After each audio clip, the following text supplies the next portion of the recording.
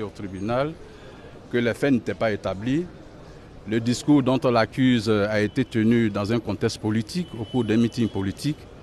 Condamner un homme politique, ça n'est pas reconnaître les droits de la liberté. Or, dans un régime démocratique, un leader politique doit se prononcer sur les faits de la société. Le faire et subir une condamnation, c'est vraiment une grave atteinte à la liberté démocratique. Parce que les condamner, c'est comme si ce qu'ils disent est vrai. Voilà, et s'ils disent que c'est vrai, en ce moment-là, il faut changer les choses. Mais ce n'est pas les condamnés qui vont faire que les choses vont changer. Et dans le cas précis des Semble africains, ce qu'on lui reproche plutôt, c'est le fait qu'il ait dénoncé les nominations à des postes précis. Mais entre nous, est-ce que ce qu'il a dit, c'est faux? C'est un constat. Tout le monde le dit à travers le monde entier. Le président même s'est prononcé là-dessus. Alors pourquoi on n'a pas condamné le président lorsqu'il parlait de rattrapage ethnique?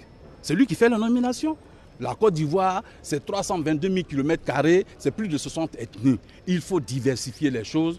Il faut que tout le monde aille à la réconciliation. Il faut donner la chance aussi aux autres. Voilà le discours et la teneur des propos de M. Semble africain. On devait lui accorder le sursis, mais condamner une personne à 6 mois d'emprisonnement ferme pour avoir tenu des discours.